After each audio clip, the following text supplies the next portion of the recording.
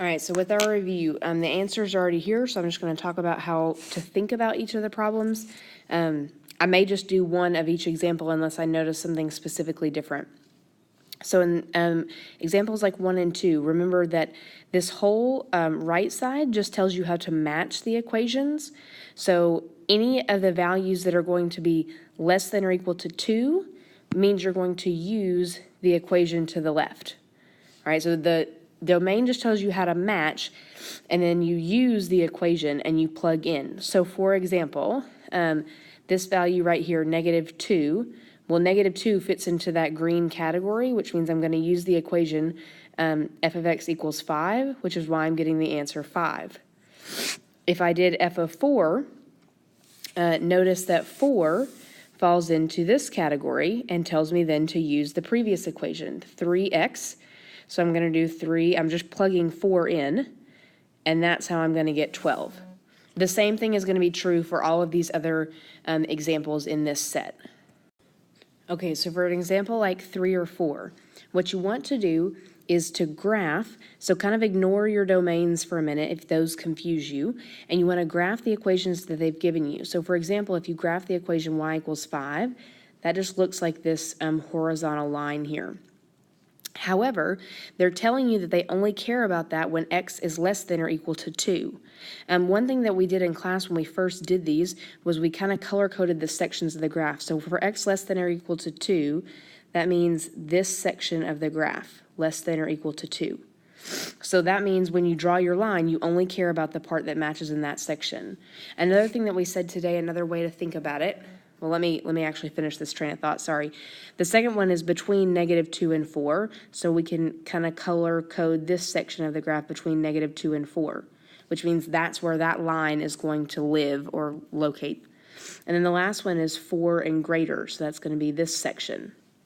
So one way you can do is you can kind of color code the bottom of the graph, and then just match, when you plot the lines, you just create them within that section. Another way to do it is to graph the line. So I'll start in green. If I graph this entire line, y equals 5, and it says x less than or equal to 2, one thing we talked about in one of my classes today was if you find -2 on the x-axis and draw a line up. All right, that's where that line is going to begin, so that's why this is closed and to the left.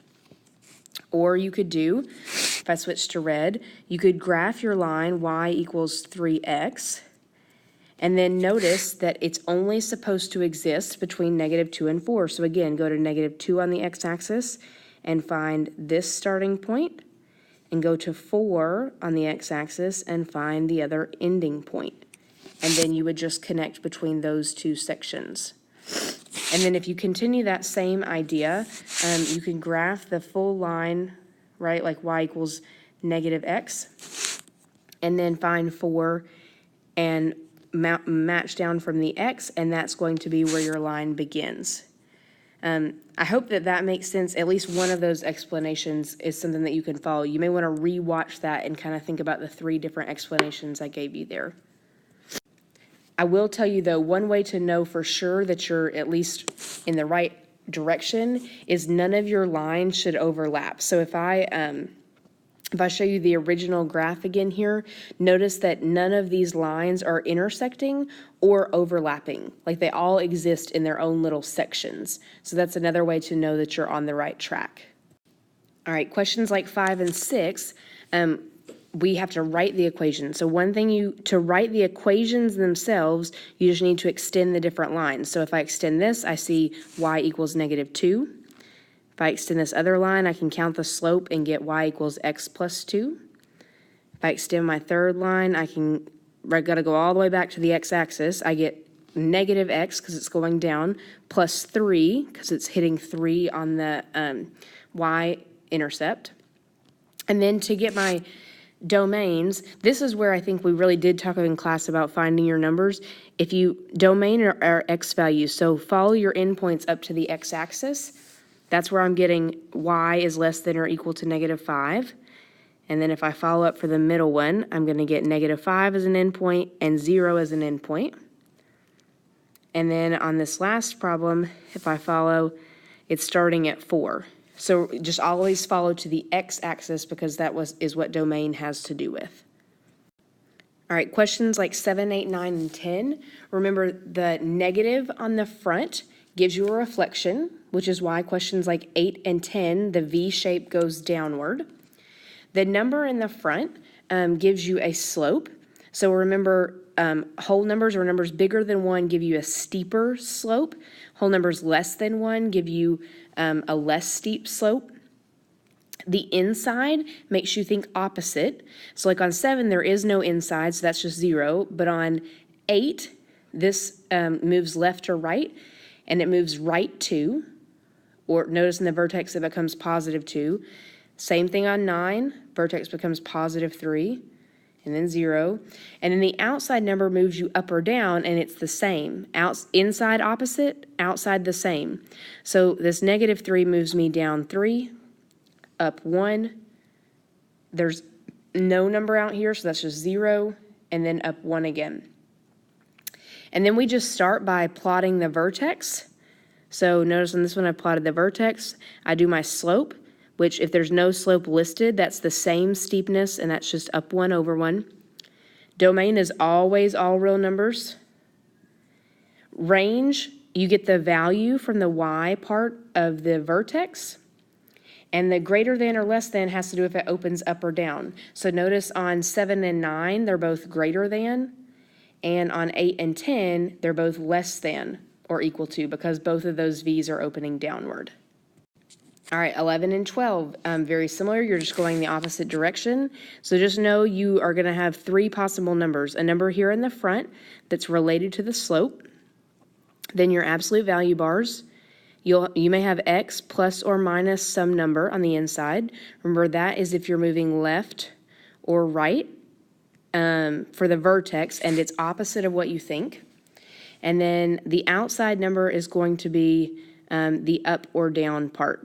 We haven't talked about this a lot because I think when you all did this in your notes, most of you did pretty well. So just try to match where the vertex is and the slope for every problem, and you should be able to see where I'm getting the numbers for those equations. All right, questions 15 and 16. Remember, for geometric, we're looking for a pattern of multiplication. Here, this is -4 because the signs are alternating, and then I just continue the pattern.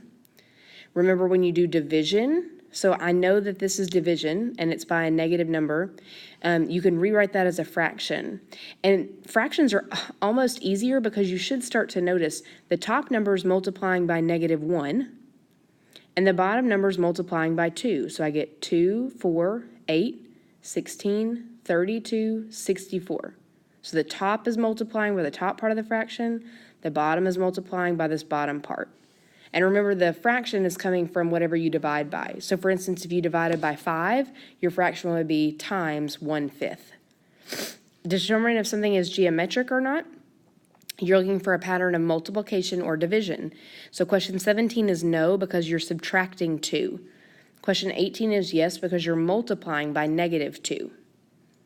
And then our last questions down here, remember, you just have to come up with these formats. Recursive is when you have to write both pieces. So remember, recursive has both. Most of the time, we're going to say mathematicians start at 0. However, when we do explicit, so these in the top, when you do explicit, you have 2 options. If you start at the 0 term, you make the exponent to the n power, right? And to do the 0, you just go backwards. To start at the first term, you make the exponent n minus 1. Notice the same thing is going to happen in question 20. So these first numbers are always going to be the starting point. The number with the exponent is always going to be your pattern, and you have to write your pattern as multiplication. All right, questions 21 and 22. The easiest thing to do, now you could just continue this until you get to the 12th or the 9th pattern, or 9th spot rather, but the easiest thing to do for me is to write an equation. So what I'm saying that the first term is 1, which is why I'm doing n minus 1 as my exponent, and the pattern is times 3. And then if you're looking for the 12th term, all you do is plug 12 in for the n. If you wanted to find the 5th term, you would plug 5 in for the n. I've done that on both 21 and 22. On questions 23, they're asking for the explicit formula. And this part we talked about in class. I think most of you can eliminate A and D. So the difference is if the pattern is by multiplying by a negative number, then the pattern always has to be in parentheses. So this means the pattern is multiply by -4, If it says -4, that means the pattern is 4, and the starting point is -1, because it's not in parentheses. All right? So, for example, that's why C is my answer on 23. On 24, the answer is B, because you're starting at -1, but the pattern is to multiply by 5. All right?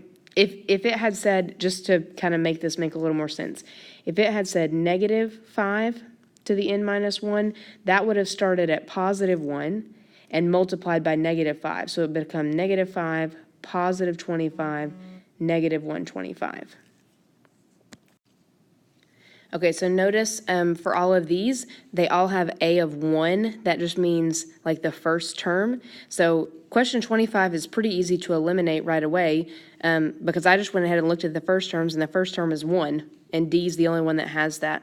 But also, remember, this is like f of n equals f of n minus 1, so you're also trying to check the pattern. And A would be the only other one that even has the correct pattern, but it doesn't have the correct starting point. On 26, because you've got fractions, that's why we've got this pattern as 1/5, right? Because the denominator is being multiplied by 5. And so then I'm just looking at the starting point, which again is 1.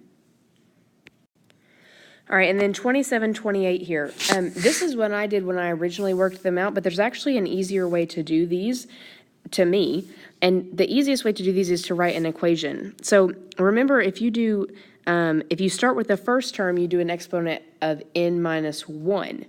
If you start with the second term, right, and make sure you use parentheses, then you can use an exponent of n minus 2. If you start with the sixth term, like we do in 28, not f of 6, f of n, then you still write your equation the same way, times 5, but this time you do to the n minus 6. So if it's the sixth term, it's n minus 6. The second term would be n minus 2. If you had the fourth term, you would do n minus 4. And then you're just plugging in, both of these are asking for the eighth term. So then you would just be going back to plug in 8 times -2 to the 8 minus 2. Or f of n equals -625, or 250 rather, times 5 to the 8 minus 6.